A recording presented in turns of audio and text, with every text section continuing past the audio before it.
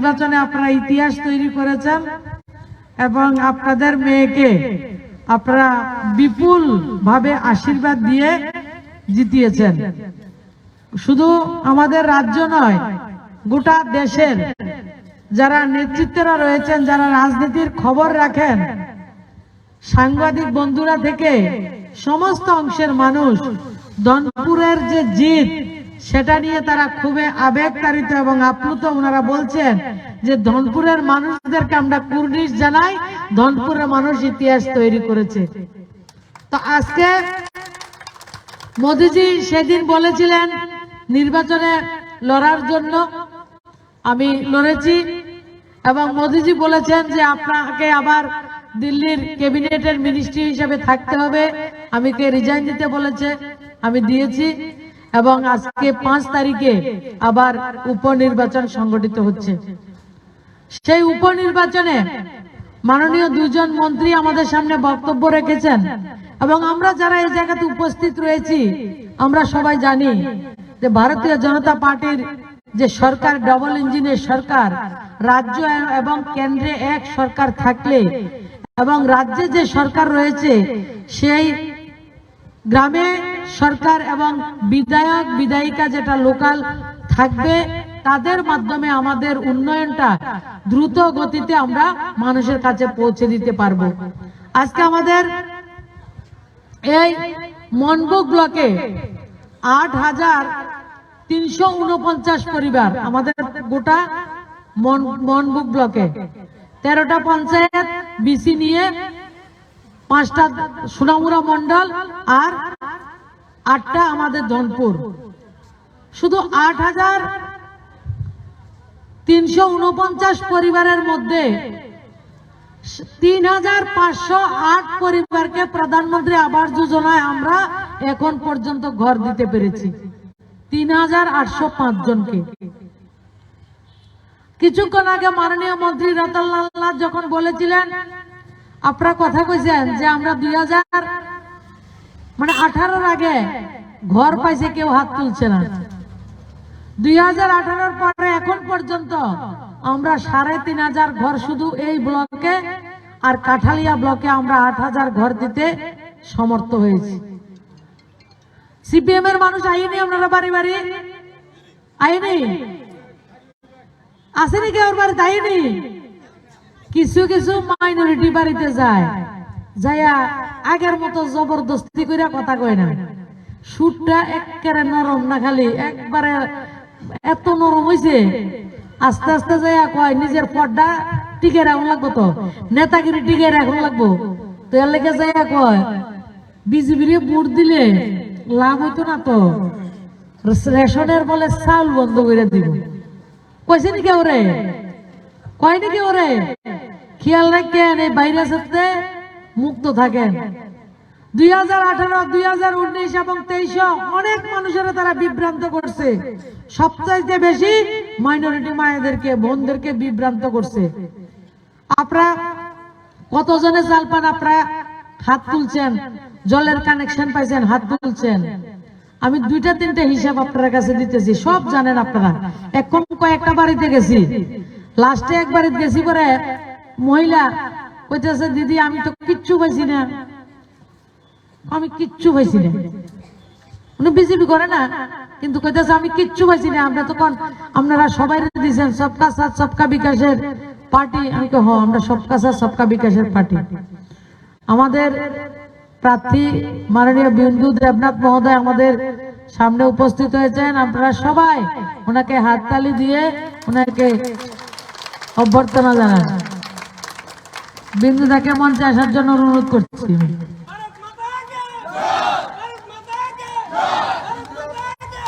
বিন্দুদা তোমায় জানাই স্বাগত, বিন্দুদা তোমায় জানাই স্বাগত, বিন্দুদা ওয়েলকাম, বিন্দুদা ওয়েলকাম। বলো বলো ভাই, ভারত মাতা কি। তো আমি জিজ্ঞেস করলাম দিদি আপনি 5 কেজি চাল পাননি? ও হয় এটা ভাই, হালে একবারে কাছে 5 কেজি চাল পাই। রেশনে ডাল পাননি? হ্যাঁ এটা তো পাই। রেশনে মশলাপাতি দেয় যেটা পাননি কইটা তো ভাই ওর রেশনেরটা তো সব দিয়ে ভাই ব্যাগটে ভাই তা আপনি তো বলছেন আপনি পান না ও না এটা তো ভাই তো আমার সাথে যারা গেছে তারা কয় কৃষক সম্মান নিধিও ভাই আমি বললাম আপনি ৬,০০০ টাকা বছরে কৃষক সম্মান নিধি পাননি ও এটা তো ভাই তো আপনি পান না কইছেন কি রে কইছে ঘর দে ভাইছি না ওনো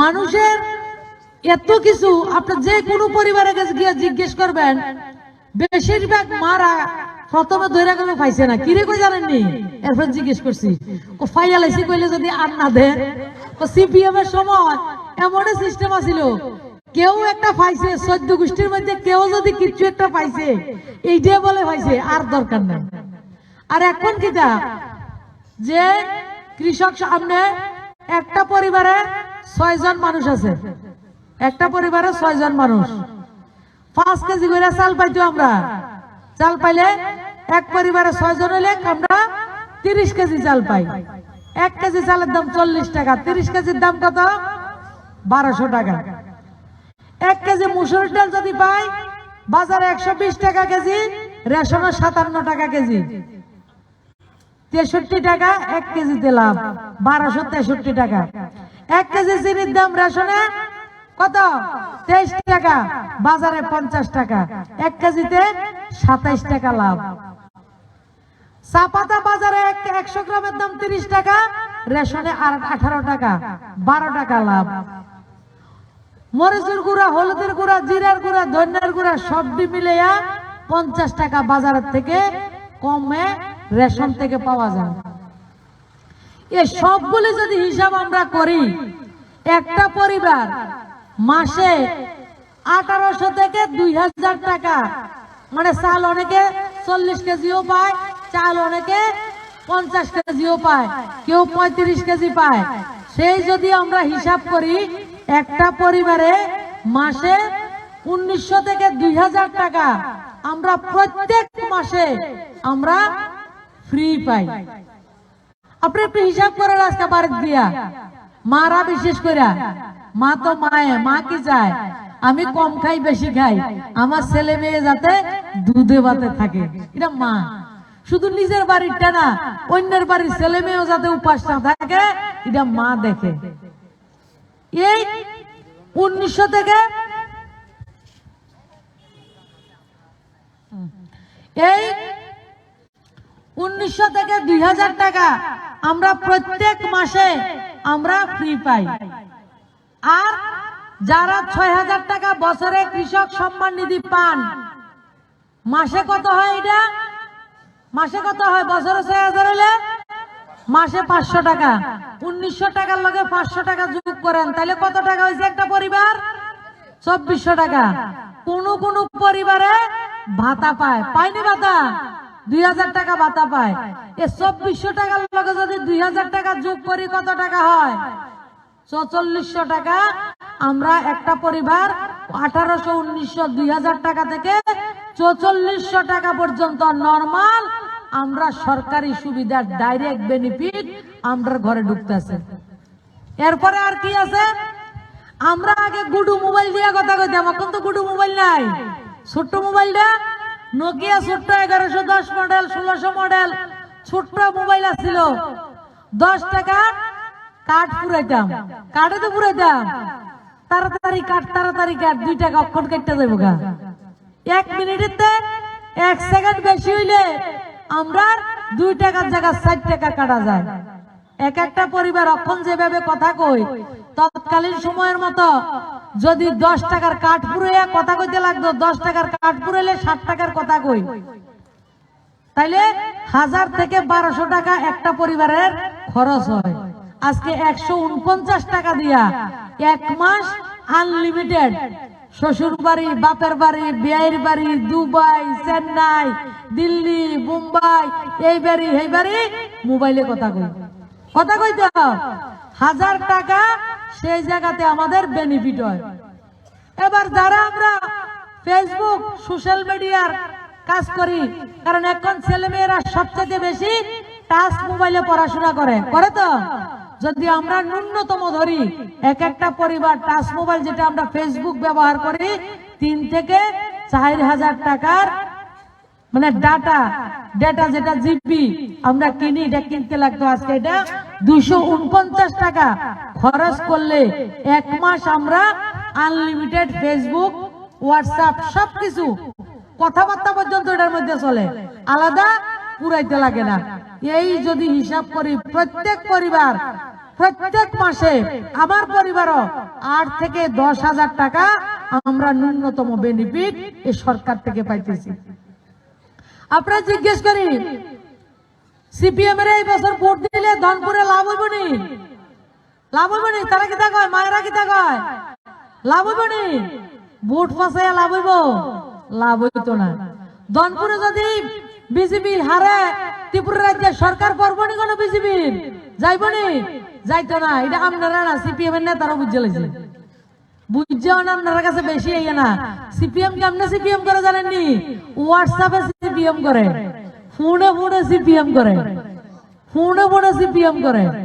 তো গতবার কিছু 23-এ কিছু মিছিল মিটিং হয়েছে, এবার হোয়াটসঅ্যাপের ফোনে ফোনে কাজ করে এবং আগামী লোকসভা 2024-এর মধ্যে ফোনাফোনিও বন্ধ হইয়া যাব। আপনারা যদি রেকর্ড বোর্ডে জিতিয়া দেন, ফোনাফোনিও সিপিএম এর সব বন্ধ হইয়া যাব। তারা বুঝে লাইছে তারার সময় শেষ। কারণ ত্রিপুরা রাজ্যের মানুষ বহুত বোকা বানাইছে।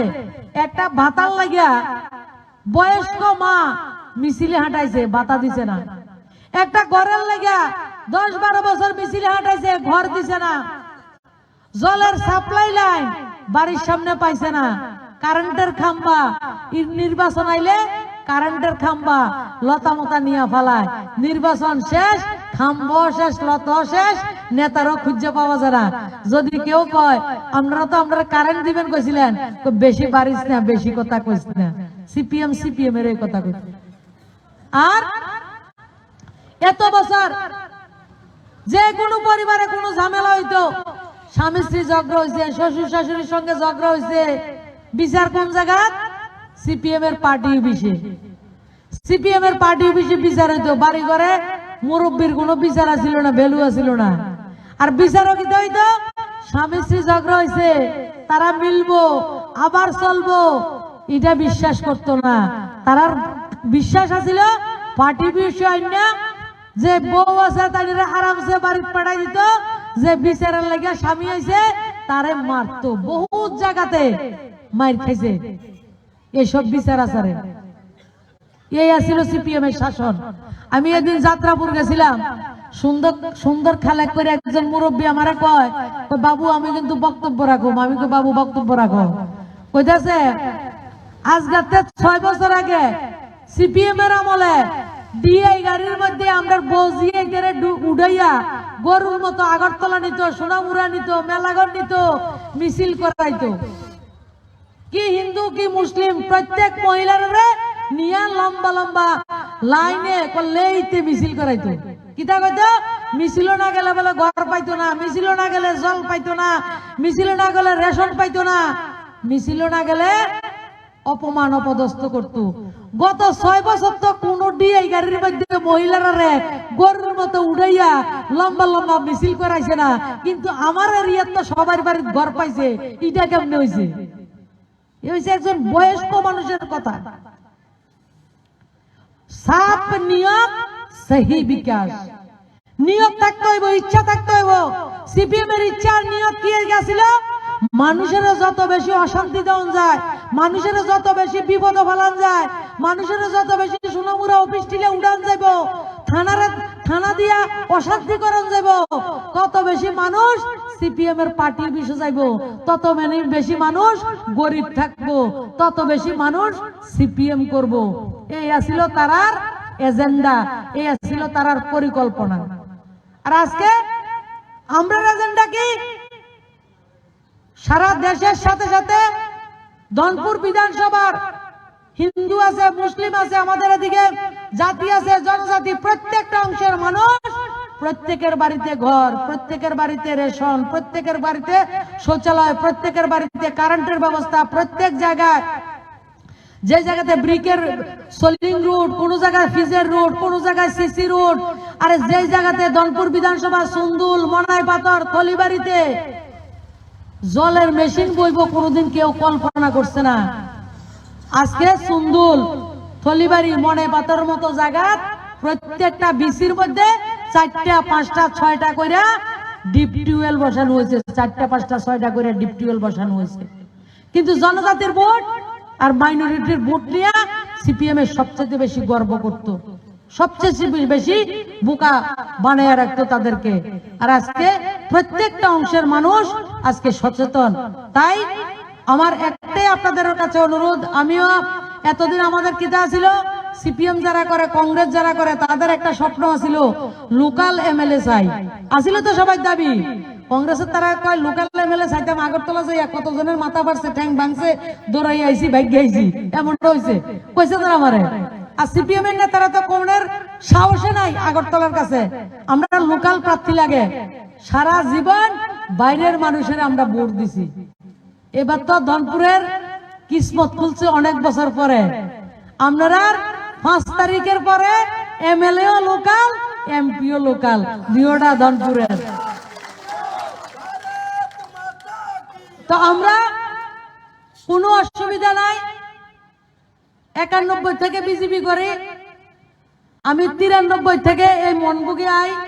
মনবুকের সঙ্গে আমার অনেক স্মৃতি এখনো আছে, বহুত ধরে নিয়ে গেছি মনবুক বাজারে, বহুত। এদিকে গোসাইবাড়ি আছে না, আসেনি? গোসাইবাড়িতে এক রাত্র আসিলাম, তারা